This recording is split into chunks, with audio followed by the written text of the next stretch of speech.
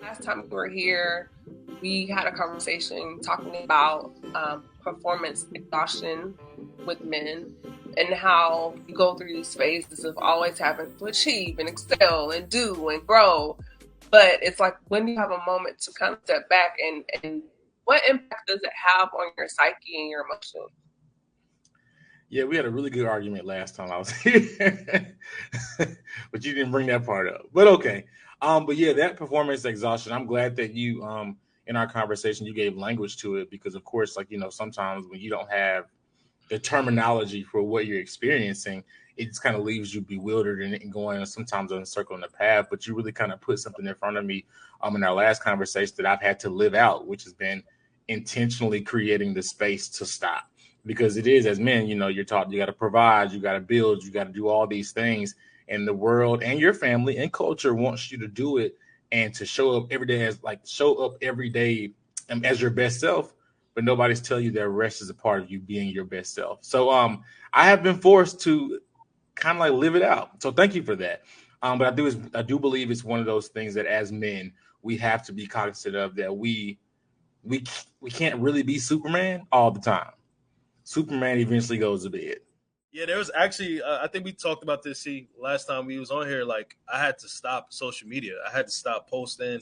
I stopped YouTube. I stopped everything because, like, I realized my performance was decreasing as my production was increasing. And that was because I was getting burnt, bro. Like, I started to lose focus of why I actually started doing this, Once money gets involved, you start making money off of your stuff. Once you start gaining a support base, now you feel like you're obliged to support your support base. So now it's like, I can't give up. I can't stop. They're waiting on me to produce, so I increased my production, but my sanity, my peace, my even my health, my mental health started to decrease because I was burning myself out. So, yeah, performance is definitely, yeah. And it's crazy. I don't want to jump in. I know we got our talking points. No, please. Think about, like, I've been in church my whole life. Like, women are taught, they're encouraged from jump in their sister circles in their communities, to always connect to your why. As men, why is never the thing that's put in front of our face. Nope. It is always hit these numbers, hit this metric, and get your money. And nobody's ever saying that, you being connected to your why will tell you, and sometimes kind of signify, let me break. Let me figure out, I'm not, I'm doing this and I'm disconnected from why I really started doing this. So to hear you say that, I instantly thought about that. I was like, you know what? Because honestly, even as aware as I am, my why doesn't always just jump to the forefront. Sometimes I get pressured by culture. I get pressured by family. I get pressured by what society says a man should be doing. And you forget the real reason behind why you're doing what you're doing. Right.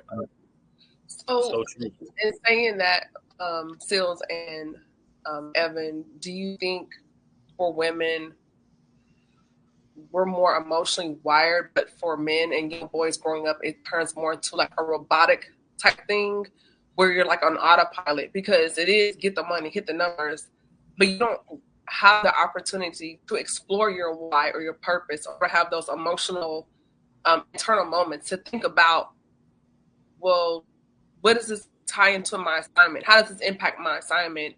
How do I feel about this? Like, do you guys feel that way? Like, you feel more like it's a robotic thing, like almost like autopilot?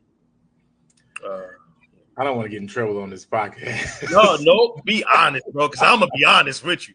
One thing about me, I'm going to know. That's what I asked. Like, this is a safe space. We have honest conversation. That's, so let's go. It's definitely, I guess, robotic is I guess a good term for it, but it's a cultural thing. Our families, the women in your family are telling men what they need and what they shouldn't be and should not be in the same breath. But like, you get shocked that men operate from a place where purpose, assignment, and all those things are almost coined as like female terms. I do the marketing and branding space for for a living, and it's so many men that are completely unaware of the fact that men have branding strategies and things, because everyone you hear talking about branding and marketing is a girl with a pink shirt on, the zebra background, and a power suit. So I do think it's become robotic, but it's it's a cultural issue if you ask me.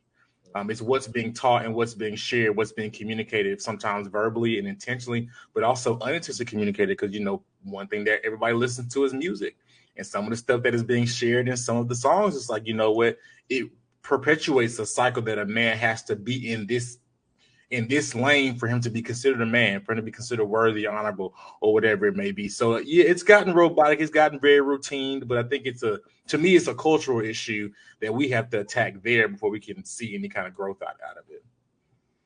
Yeah, I totally agree. It's a cultural issue. It's a societal issue. It's almost like a class issue too. So yeah, I always think about the bias in today's world, right? Like how men are held at a certain bias and how women are held at a different bias. Like there's certain things that we can do that a women can't, you know, or some things they can do that we can't, you know? So I always go back to the psychology of the gender roles, right? So I strongly believe that men are very logical thinkers. That could be considered robotic. And women are more nurturers of their emotions, more than men, right? So men, we can't rely on our emotions because we are result driven, right? So we have to get things done, no matter what. Like Coach was saying, like no matter what, we have to get things done. Women, they're nurturers, so they're almost like the farmers while we're the hunters.